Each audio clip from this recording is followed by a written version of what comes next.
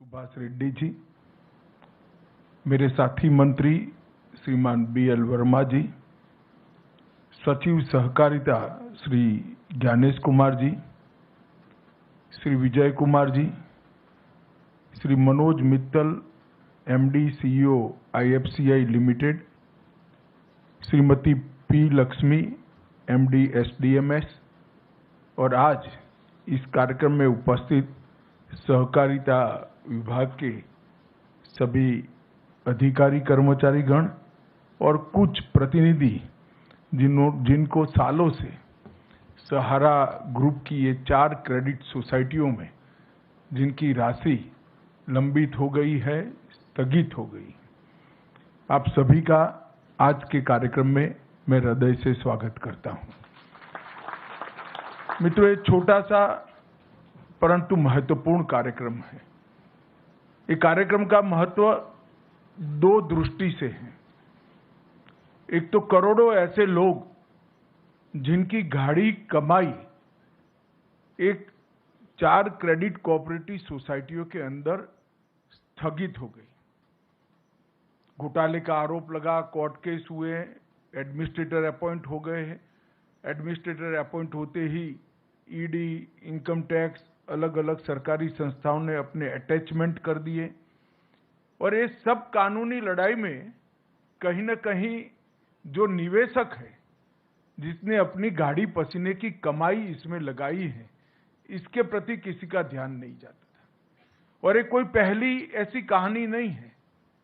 कहीं पर भी इस प्रकार के घोटाले का आरोप लगता है या घोटाले होते हैं तो तुरंत ही मल्टी एजेंसी सीजर हो जाता है।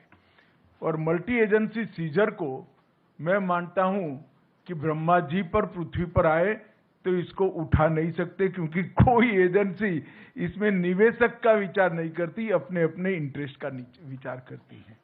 और इसी के कारण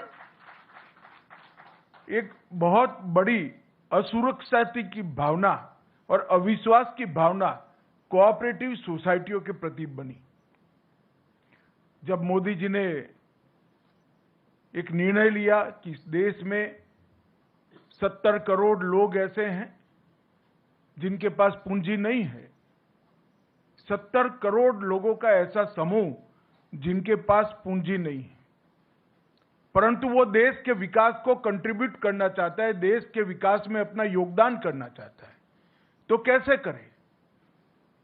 जिनके पास पूंजी नहीं है और कुछ उद्यम करना चाहते हैं, जिनके पास पूंजी नहीं है कोई उद्योग डालना चाहते हैं, जिनके पास पूंजी नहीं है और कुछ प्रवृत्ति करना चाहते हैं, इनके लिए कोऑपरेटिव आंदोलन के अलावे और कोई रास्ता नहीं है। क्योंकि सहकारिता आंदोलन ही एकमात्र आंदोलन है कि जिसमें छोटी छोटी पूंजी का कुल योग बनाकर ढेर सारे लोगों को मिलाकर एक बड़ी पूंजी की निर्मित कर एक बड़ी चीज को साकार किया जा सकता है। मैं आज हमारे यहां जो दूध उत्पादन के क्षेत्र में कोऑपरेटिव क्रांति हुई है, उसका मैं जरूर उदाहरण देना चाहता हूं। सिर्फ गुजरात में 36 लाख बहनें हर रोज दूध का उत्पादन करती हैं और दूध का उत्पादन कर प्रोसेस कर इसको देश भर में और दुनिया भर में पहुंचाया जाता है। और ये 36 लाख बहनों में से एक भी बहन ने 100 रुपये से ज्यादा निवेश नहीं किया है, सिर्फ 100 रुपया। मगर 36 लाख बहनों ने 100 रुपया निवेश किया है। उसमें से अमूल बना और आज वो बहनों की सालाना इनकम 60,000 करोड़ रुपया है। कोई कल्पना नहीं कर सकता कि 100 रुपये के निवेश से और 100 रुपये वाली 36 लाख महिलाओं, जिसमें से ज्यादातर SSC पास भी नहीं है, वो इकट्ठा होती हैं, कोऑपरेटिव सोसाइटीज बनाती है, फिर जिला कोऑपरेटिव यूनियन बनते हैं, फिर फेडरेशन बनता है और अंत इसका ये आता है कि देश भर में दूध की कमी को वो महिलाएं समाप्त करती हैं और इसके साथ साथ 60,000 रुपये का इनकम सालाना वो करते हैं। अब इससे बड़ा कोई उदाहरण नहीं होता। और इसके आधार पर देश भर में कई सारे कोऑपरेटिव डेयरी के मॉडल बने हैं। अलग अलग राज्यों में, कर्नाटक में बना, मध्य प्रदेश में बना, मुंबई, महाराष्ट्र में बना, पटना में बना, बिहार में बना और सफल मॉडल हुए। और इस सब का योग मिला लें तो 2.5 करोड़ बहनें आज पशुपालन कर कर देश की दूध की कमी को समाप्त भी कर रही हैं और जीडीपी में कंट्रीब्यूट भी कर रही हैं। ये तो उदाहरण हुआ एक सफल कोऑपरेटिव का, मगर कई बार घपले घोटाले के आरोप भी होते हैं और जो छोटे छोटे लोग इसमें निवेश करते हैं उनकी पूंजी जाया जाती है। सालों सालों तक, ये सहारा का ही उदाहरण ले दी, कितने सालों तक सुप्रीम कोर्ट में केस चला, सभी एजेंसियों ने इनकी प्रॉपर्टी सीज कर दी, अकाउंट सीज कर दे, एक सीजर हो तो उसका रास्ता निकाले, 7-8 एजेंसियों ने सीजर कर दिए। अब ऐसा जब होता है तो कोऑपरेटिव आंदोलन की विश्वसनीयता, क्रेडिट सोसाइटियों की विश्वसनीयता समाप्त होती है। इसलिए मोदी जी ने जो मंत्रालय बनाया उसके बाद हमने इनिशिएटिव लिया, सभी स्टेक होल्डरों को बिठाया। इसमें आप लोगों को नहीं बिठाया था क्योंकि आपका रिप्रेजेंटेटिव मैं हूं। जो निवेश करता है उनको नहीं बुलाया था। हमने सेबी वालों को भी बुलाया, ईडी वालों को भी बुलाया, इनकम टैक्स वालों को भी बुलाया, सीरियस फ्रॉड ऑर्गेनाइजेशन वालों को भी बुलाया, सीबीआई वालों को भी बुलाया और अधिवक्ताओं को भी बुलाया, लॉ ऑफिसर्स को भी बुलाया। सबके साथ मिलकर हमने कहा कि हम क्या एक ऐसी व्यवस्था कर सकते हैं जिससे सभी लोग अपने दावों के ऊपर उठकर जो छोटा निवेशक है इसकी चिंता कर सकते हैं। और मुझे आनंद है कि सभी एजेंसियों ने मिलकर एक सुप्रीम कोर्ट में याचिका दायर की और सुप्रीम कोर्ट ने भी एक ऐतिहासिक फैसला लिया कि सभी एजेंसियां जब सहमत है तो एक सुप्रीम कोर्ट के पूर्व न्यायाधीश जी की अध्यक्षता में एक कमेटी बनाई जाए और उनके निर्देशन से ये पारदर्शी भुगतान की शुरुआत की जाए। और ट्रायल बेस पर आज ये पारदर्शी भुगतान की शुरुआत 5,000 करोड़ रुपए से कर रहे हैं हम। ये 5,000 करोड़ रुपया निवेशकों को वापस लौटाने की शुरुआत होगी और ये 5,000 करोड़ रुपया जब पूरा वापस हो जाएगा हम फिर से सुप्रीम कोर्ट के सामने जाएंगे और कहेंगे कि इतने निवेशक बचे हैं और बाकी का भुगतान भी।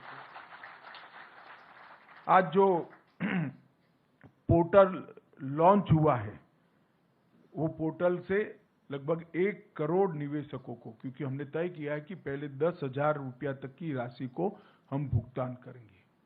जिनका 10,000 तक का निवेश है वो, और जितना भी निवेश हो उसमें से 10,000 रुपया। ये ट्रायल बेस है और ये पोर्टल के माध्यम से इसको ऑनलाइन सबको निमंत्रित करेंगे। पूरे डेटा को ऑनलाइन कर दिया गया है चारों सोसाइटियों के और सीरीज ऑफ मीटिंग कोऑपरेटिव मंत्रालय के, सहकारिता मंत्रालय के अधिकारियों ने की है। हमारे जो स्टॉक होल्डिंग के साथी बैठे हैं उन्होंने भी बहुत बड़ा इनिशिएटिव दिया है। मैंने उनको चाय पर बुलाया था, मैंने बोला इसमें कमाई आपको चौनी भी नहीं होने वाली है, मगर ये सेवा का काम है, आप तत्परता से करिए। मैं स्टॉक होल्डिंग का भी धन्यवाद करना चाहूंगा कि इन्होंने बड़े मन से इसमें हमारा सहयोग किया है और रेड्डी साहब ने भी 3 से 4 बार मीटिंग कर कर इसको गति दी है। मेरा मीटिंग करना तो स्वाभाविक है, मगर सुप्रीम कोर्ट के निवृत्त न्यायमूर्ति जब आपकी परेशानी को समझकर इसके लिए परिश्रम करे वो हमारे लिए बहुत सकारात्मक संदेश है। मित्रों, लगभग 1 करोड़ 7 लाख निवेशकों को ये पोर्टल के अंदर पंजीकरण करने का अधिकार है, जिनकी पूरी राशि लौटाई जाएगी और कुल मिलाकर 4 करोड़ निवेशक हैं जिनको 10,000 रुपये तक की राशि प्रथम दृष्टि से उनको वापस दी जाएगी। और ये मैंने कहा ये शुरुआत है, अगर ये सफलता से होता है और सफलता से होगा उसका मुझे पूरा विश्वास है, क्योंकि पूरी प्रणाली को मैं समझा हूं, इसमें कहीं पर भी कोई गड़बड़ की गुंजाइश नहीं छोड़ गई है और कहीं पर भी जो जेन्युइन इन्वेस्टर है इसको अन्याय होने की गुंजाइश भी नहीं छोड़ेगी। जिन्होंने निवेश नहीं किया है इसको किसी भी तरह से यहां से रिफंड नहीं मिल सकता, और निवेश जिन्होंने किया है इसको कोई रोक नहीं सकता।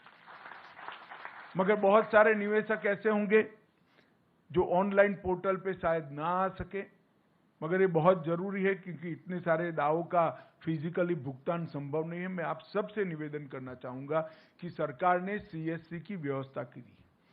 सीएससी के माध्यम से आप आपका ऑनलाइन पंजीकरण करा सकते हैं, वो आपको पूर्णतया गाइड करेंगे। हम प्रयास करेंगे कि देश के सारे सीएससी को ऑनलाइन ये पूरी व्यवस्था भेज दी जाए, वो इसका स्टडी कर आपकी सहायता करेंगे। ढेर सारे लोग ऐसे होंगे जिनके मोबाइल आधार में जो रजिस्टर होंगे वो आपने बदल दिए होंगे, तो इसका भी रजिस्ट्रेशन कराना पड़ेगा, और आपके बैंक अकाउंट का रजिस्ट्रेशन तो करीब करीब सबका हो चुका है। इसमें दो ही प्रमुख शर्तें हैं, एक आधार का रजिस्ट्रेशन आपके मोबाइल के साथ होना और आधार का रजिस्ट्रेशन आपके बैंक अकाउंट के साथ होना। ये दो जुड़ाव है तो सिर्फ आपको रिसीट का वर्णन ऑनलाइन भेज देना है और एक फॉर्म डाउनलोड कर सिग्नेचर कर फिर से वापस ऑनलाइन भेज देना है। आपके पास, मैं आपको विश्वास दिलाता हूं कि 45 दिन के अंदर पैसा आपके बैंक अकाउंट में जमा हो जाएगा। इसमें आप जरा भी चिंता मत करें। मित्रों, एक बहुत बड़ी शुरुआत है।